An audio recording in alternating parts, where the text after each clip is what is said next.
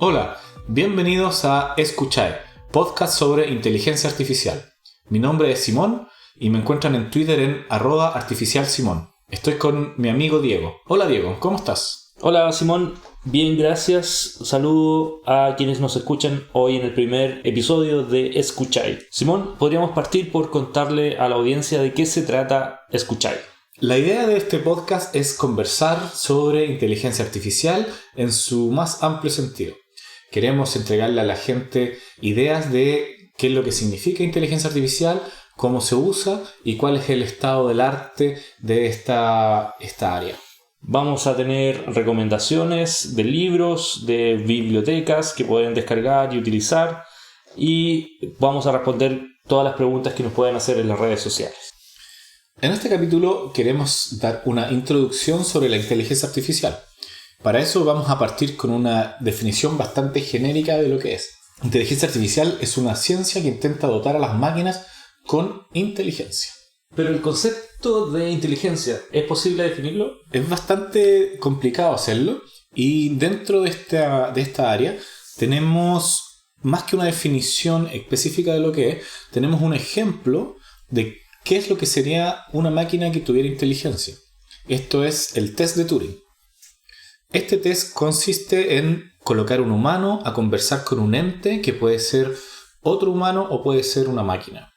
La idea es que el humano no tiene visión de con quién está interactuando, sino que toda la interacción se hace a través de una interfaz, por ejemplo, un terminal de un computador. La idea es que el humano y este ente entran en una conversación escrita, y este humano, después de un par de preguntas, puede ser capaz de decidir si es que quien le está respondiendo es otro humano o es una máquina. Si la persona dice que quien está al otro lado, él cree que es un humano, pero en realidad es una máquina, entonces esta máquina se le ha pasado el test de Turing y se considera como una máquina inteligente. Un poco de historia. En 1956 se organiza en Dartmouth College un seminario sobre inteligencia artificial. Esta fue la primera vez que escuchamos el término inteligencia artificial como tal. Y la premisa era, en ese tiempo, juntarse para ver si podían ellos describir detalladamente qué es acciones inteligentes o características de inteligencia, de tal forma que podrían diseñar una máquina que pudiese simular estas descripciones súper detalladas. A este seminario asistieron próceres de inteligencia artificial que conocemos hoy en día, como Claude Shannon, el padre de la teoría de la información, John McCarthy, que trabajó por años en el MIT, Marvin Minsky, reconocido investigador de inteligencia artificial. Desde esa fecha que se realizó este congreso, 1956, hay dos enfoques que dominan la inteligencia artificial. El enfoque simbólico, donde los objetos tienen una representación explícita, básicamente entendible por un ser humano, donde las máquinas utilizan esta representación de los objetos y del conocimiento para lograr los resultados de, por ejemplo, funciones matemáticas o lógica. Muy útil para probar teoremas, por ejemplo. Exactamente. Y por el otro lado están los subsimbólicos o no simbólicos, donde esta representación explícita no existe, sino que la computación hecha por estos sistemas se basa en algoritmos que nos entregan, que son capaces de llegar al resultado.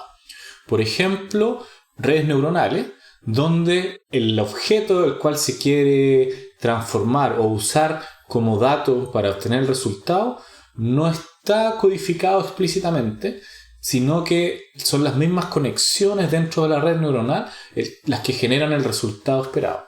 Otra forma de entender inteligencia artificial es a través de los tipos de inteligencia artificiales que podemos tener. ¿Qué tipos hay? Básicamente tres grandes grupos. Inteligencia artificial débil o aplicada, en la cual una inteligencia artificial se encarga de resolver un problema específico con un alcance específico y no tiene mayor conciencia de lo que está haciendo. Solamente su rendimiento o su enfoque es resolver el problema. No tiene capacidad de generalizar hacia otros problemas los cuales no ha sido entrenado o diseñado para resolver. Exactamente. Y eso nos lleva al segundo tipo, que es inteligencia artificial general o fuerte. en la cual la inteligencia artificial es capaz de hacer sentido y actuar en base a esa conciencia, que busca tener conciencia en el fondo, replicar la inteligencia humana para enfrentarse a cualquier tipo de situación para la cual a lo mejor no ha sido entrenada. Es el tipo de inteligencia que nos gustaría ver en robots que, por ejemplo, vamos a tener trabajando en nuestra casa, donde sea capaz de hacer el aseo, de cocinar, de abrir la puerta, donde el ambiente donde ellos se manejan es muy complejo en el sentido del espacio que tienen que cubrir y además las combinaciones que hay. Por ejemplo, el tenedor que tiene que utilizar para preparar un alimento no se va a encontrar en el mismo lugar todas las veces y tiene que adaptarse para ese ambiente. Y el tercer tipo de inteligencia artificial es super inteligencia artificial, en donde la máquina ya es capaz de mejorarse a sí misma y ya no necesita de depender del humano. El punto en la historia donde pase la inteligencia artificial general a ser superinteligencia artificial se va a denominar la singularidad, que es cuando se da paso a esta nueva generación de inteligencia artificial donde nos superan como humanidad. Simón, ¿podríamos mencionar algunas áreas de estudio de inteligencia artificial? Algunas de las áreas de estudio de inteligencia artificial incluyen robótica, por ejemplo, y automatización, donde queremos tener máquinas que nos ayuden a resolver problemas basados en mover objetos dentro de nuestro ambiente.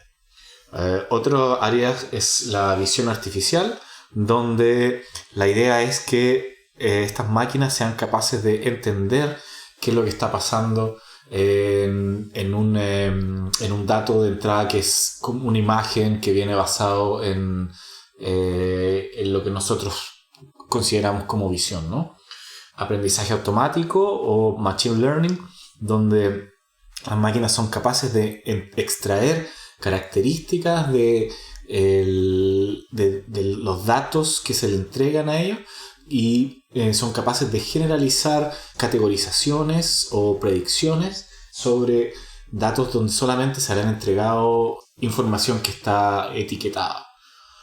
También el procesamiento del lenguaje natural, donde la idea es poder comunicarse con estas máquinas con nuestro propio lenguaje. Y Diego, ¿me podrías contar de algunas de las aplicaciones que hay hoy en día sobre inteligencia artificial? Por supuesto, una aplicación pero bastante conocida por los autores son los vehículos autónomos, que básicamente sin un conductor son capaces de ir desde un punto A a un punto B y reconocer los obstáculos y respetar las leyes del tránsito en el trayecto. Esta semana vimos un video de Tesla donde muestran los avances que tienen y donde ellos dicen que ya hay millones de horas conducidas de forma autónoma, lo cual es bastante impresionante, pero todo esto genera un debate sobre cuándo vamos a aceptar como sociedad que haya un conductor que sea una inteligencia artificial. Por ejemplo, qué va a pasar en casos donde hayan accidentes o casos donde la inteligencia artificial deba tomar una decisión donde no haya una solución clara. Por ejemplo, si tiene que elegir entre tener un accidente donde la gente que va dentro del auto es la que va a salir perjudicada, en vez de su única otra opción es herir a gente que está en la vereda o en la calle. Claro, es una pregunta bastante interesante. Algunos investigadores plantean introducir randomness en ese criterio de decisión para que algunas veces privilegie la gente dentro y otras veces a la gente que está fuera del auto. Sí, yo creo que en capítulos posteriores vamos a tener uno dedicado a este tema porque la moral sobre la inteligencia artificial y lo que significa de ponerla al contacto, a la interacción con el público es un tema bastante complejo e interesante de analizar. Otro ejemplo son la detección temprana de tumores asistida por inteligencia artificial, en la cual redes neuronales o inteligencia artificial son capaces de percibir objetos en imágenes que escapan al ojo humano. Entonces, en detección temprana, en diagnósticos tempranos, esto puede ser muy útil para la salud de los seres humanos. En general, el uso de Machine Learning para hacer esta detección temprana de enfermedades es un tema bastante candente en inteligencia artificial, donde vemos muchas compañías peleándose por los datos, contratando expertos para que puedan etiquetar los datos y así ellos puedan entrenar estas máquinas. Y también hay muchas startups empezando en este campo del healthcare, el bienestar de la salud de las personas. Otro ejemplo, por ejemplo, en la industria manufacturera, es la detección temprana de fallas. Predecir cuándo una máquina va a fallar para hacer un mantenimiento preventivo. Enviar a alguien o las piezas que uno cree que van a fallar en la máquina para que se reemplacen antes de que este evento ocurra. Porque si esto ocurre, la empresa incurre en pérdidas. Y eso es lo que se quiere evitar finalmente. Sí, también para predecir movimientos dentro de la empresa, para poder, por ejemplo, ordenar stock para recargarlo si es que viene una temporada donde se predice que va a haber mayores ventas. Claro. Otro ejemplo es la detección de fraudes bancarios, analizando transacciones de los clientes y aprendiendo de qué es un comportamiento normal y ser capaz de detectar cuando este comportamiento normal se rompe, cuando hay un comportamiento anormal dentro de las transacciones analizadas. El último ejemplo que les quiero dar es basado en procesamiento de lenguaje natural, donde se puede tomar escrito por algún autor famoso y generar nuevo contenido basado en la historia de estas predicciones, de estos escritos. Hace unas semanas OpenAI presentó una inteligencia que era capaz de terminar una idea, dada una idea, era capaz de terminar una historia completa que era bastante coherente. Y si ustedes quieren ver un ejemplo con tecnología aplicable muy fácilmente y con autores en español, los invito a revisar el Twitter de @NerudaArtificial, solamente una A entre medio de Neruda y Artificial, donde creamos una red neuronal que fue entrenada con poesía de Neruda y ahora la hacemos que genere nuevos versos que vienen en el estilo de Neruda. Y a veces hay resultados bastante interesantes. Revísenlo. Un último ejemplo que podemos dar es los sistemas de recomendación, donde se ocupa distintas técnicas de Machine Learning para recomendar contenido. Puede ser canciones en el caso de Spotify o productos en el caso de Amazon o series o películas en el caso de Netflix. En el fondo ocupan técnicas similares y son sistemas de recomendación.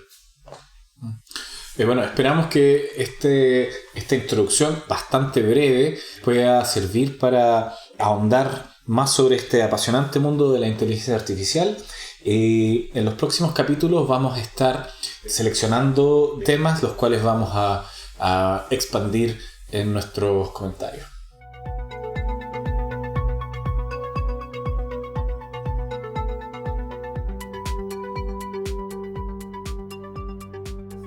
Otra de las ideas que tenemos aquí en el podcast es poder compartir con ustedes bibliografía que encontramos que es interesante y útil sobre inteligencia artificial. Hoy día me gustaría compartir con ustedes un libro que se utiliza en muchos cursos introductorios sobre inteligencia artificial, que es Artificial Intelligence, a Modern Approach, por Stuart Russell y Peter Norvig, donde el libro se divide en dos partes, donde la primera parte habla sobre la inteligencia artificial más clásica, o lo que nosotros nombramos anteriormente como la inteligencia artificial débil o práctica. Y la segunda parte del libro, que ya tiene lo que es en realidad más moderno, donde empezamos a ver más inteligencia artificial del tipo subsimbólico. Este libro lo encuentran en internet en una traducción al español llamada Inteligencia Artificial, un enfoque moderno. Diego les tiene un dato sobre bibliotecas de software que se pueden utilizar para empezar con unos pequeños pasos en la inteligencia artificial. Exactamente. Mi recomendación esta semana es para que revisen y descarguen y ejerciten con el lenguaje Julia, de Julia Computing. Julia es un lenguaje muy interesante desde el punto de vista del rendimiento y simple en sintaxis, o sea, tan simple como Python y rápido como C o C++. La biblioteca en Julia que les quiero recomendar se llama Flux, se escribe Flux y permite hacer redes neuronales en Julia. La sintaxis es bastante simple, es muy elegante, bastante fácil de aprender y utilizar y se lo recomiendo totalmente. Si es que quieren aprender a hacer sus primeras redes neuronales y explorar un nuevo lenguaje, Julia es el lenguaje y Flux es la biblioteca que les recomiendo esta semana. Y por último los queremos dejar invitados a que se conecten a través de las redes sociales. Tenemos el Twitter @escuchay. También nos pueden contactar por mail meescuchay@gmail.com y nuestra página de Instagram meescuchay. Y para terminar este primer capítulo introductorio, Diego nos tiene un chiste, ¿no? Exactamente. El chiste del pavo inductivista. Ya me dio risa. Había un pavo que era alimentado a las 9 de la mañana cada día. Y el primer día el pavo, como era inductivista, no saltó a las conclusiones y esperó a tener más evidencia para hacerse una visión del mundo. Pero empezó a recolectar más información, más datos, y cada día era alimentado a las 9 de la mañana. Finalmente, eso fue constante todos los días. Finalmente llegó a la conclusión de que el pavo sería alimentado todos los días a las 9 de la mañana. Hasta la mañana de Navidad, donde le cortaron la cabeza.